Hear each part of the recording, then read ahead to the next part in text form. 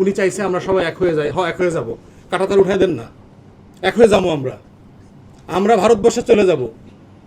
আপনি দেখি আপনাদের 20 কোটি মুসলমান হজম করার মতো তাগদ আছে কিনা, আবার হার্ট অ্যাটাক করেন না শুইনা। আমরা চলে যাব আপনাদের সাথে, আমরা এক ভারত হয়ে যাব, কাঁটাতার উঠায় দেন, দেখি 20-25 কোটি মুসলমান হজম করতে পারেন কিনা। 7 সিস্টার্স থেকে শুরু করে বিহার, আসাম, উড়িষ্যা পর্যন্ত সব মুসলিম মেজরিটি হয়ে যাবে। এক কাশ্মীরের ঠেলা সামলাইতে পারতেছেন না 2 কোটি মুসলমান। পশ্চিম বাংলা, আসামে 30-35% মুসলমানের ঠেলা সামলাইতে পারতেছেন না। আপনি সব এক হয়ে যেতে কইতেছেন না? খালি আমরা ক্রিকেট টিমটা এক হইব আর বাকিগুলো সব কাঁটাতারের ভিতরে থাকবো। এই বিটলামি বন্ধ করেন। এই বিটলামি করে নতুন রাজনীতি করতে পারবেন না। আমাদের তরুণদের সাথে আপনি এঙ্গেজ হইতে পারবেন না। আমরা চাই আপনারা সিরিয়াসলি এঙ্গেজ হন। আপনাদের সফরেন্টির ব্যাপারে আমরা রেসপেক্টফুল অলওয়েজ।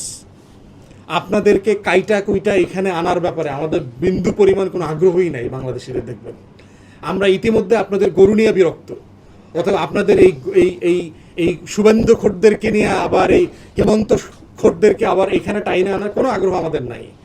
আপনাদের যেটা সমস্যা, আপনাদের মুসলমানদেরকে ভালো লাগে না, খ্রিস্টানদেরকে ভালো লাগে না। মিজোরামের খ্রিস্টানদের পড়ায় দিতেছেন, মণিপুরের খ্রিস্টানদেরকে পড়ায় দিতেছেন। মুসলমান খ্রিস্টানদেরকে ভালো না লাগলে জমি আলাদা করে দেন।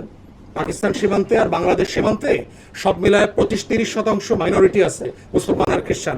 ওদেরকে জমি আলাদা করে দিয়ে দেন। 25%-30% ভারতের জমি আলাদা করে ওদেরকে দিয়ে দেন। এই দুষ্টামি করতে করতে যেটা ভুলে যাচ্ছে ভারতের ব্রাহ্মণ সমাজ, তারা নিজেরা বিদেশি। মুসলমানদেরকে, খ্রিস্টানদেরকে বিদেশি সাব্যস্ত করতে করতে তারা সিম্পলি এই জিনিসটা ভুলে যাচ্ছে যে ভারতবর্ষের ব্রাহ্মণ আর্য সম্প্রদায় মধ্য এশিয়া থেকে আসছে। শুধু তুর্কি মুসলমানরা আসার কারণে এখানে সমস্যা, পার্সিয়ান মুসলমানরা আসার কারণে সমস্যা। তো ওখান থেকে ব্রাহ্মণরা আসায় কোনো সমস্যা হয়নি, আর্যরা আসার কারণে সমস্যা হয়নি। ওরা ইনভেডার না, ওরা বিদেশি না। তাহলে এই পুরো কাঠামোগত চিন্তার যে সংকট ভারতের রাজনীতিতে আছে, দুঃখজনক হলেও সত্য যে ভারতের সিভিল সোসাইটি, ভারতের মূলধারার গণমাধ্যম তো নাই অলরেডি। এটা পুরোপুরি গদি মিডিয়াতে এই কারণে বলছে যে হয় পুরোটা বাংলাদেশেরটা আওয়ামী গণমাধ্যম হয়ে গেছে।